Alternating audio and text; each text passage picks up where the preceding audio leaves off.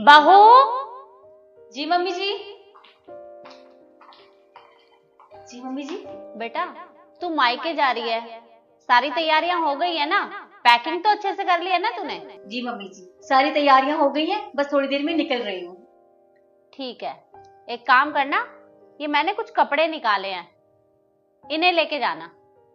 पर मम्मी जी अभी तो कोई त्योहार भी नहीं आने वाला, फिर आप ये कपड़े क्यों दे रहे हो? बेटा अब मैं कुछ बोलूंगी तो शायद तुझे बुरा लगेगा, पर मैं तेरे घर वालों की भलाई के बारे में सोच रही हूँ। पर मम्मी जी, भला मेरे घर वालों की क्या भलाई इन कपड़ों में? मैं कुछ समझी नहीं, आप कहना क्या चाहते हो? मुझे लगा तू खुद ही समझ जाएगी। खैर छोड़, अब तेरे घर वालों के पास महंगे कपड़े तो है नहीं पहनने के लिए।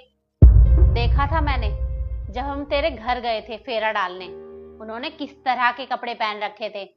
अरे सारे रिश्तेदार थू थू कर रहे थे हमारे ऊपर, कितनी बातें सुनाई उन्होंने मुझे। इसलिए ये कपड़े तू ले जाना।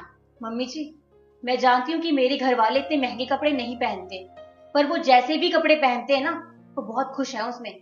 और ये कपड़े आप अपने पास ही रखिए, या तो किसी जरूरतमंद को दे दीजिए। हाँ हाँ, तेरे घर वाले इतने महंगे कपड़े पहन भी तो नहीं सकते, क्योंकि वो खरीद ही नहीं सकते हैं। तेरे पापा की 3 महीने की कमाई चली जाएगी इन महंगे कपड़ों को खरीदने में। हाँ मम्मी जी, मेरे घर वाले ये कपड़े खरीद नहीं सकते, पर वो खरीदेंगे भी क्यों? क्योंकि उनको इन कपड़ों की जरूरत भी नहीं है।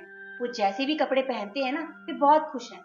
आप एक काम क्यों नहीं करते, आप ये कपड़े दीदी के ससुराल वालों को दे दीजिए। मुझे ऐसा लगता है कि मेरे मायके वालों से ज्यादा उनके ससुराल वालों को ना इन कपड़ों की ज्यादा जरूरत है।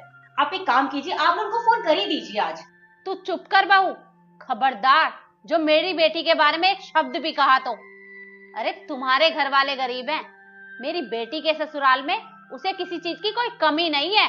खबरदार जो उसके ससुराल वालों के बारे में कुछ भी कहा तो। वाह मम्मी जी वाह, आप अपने बेटे के ससुराल वालों के लिए कुछ भी बोल सकती हैं, पर अपनी बेटी के ससुराल वालों के लिए एक शब्द नहीं सुन सकती। इतना भेदभाव क्यों मम्मी जी?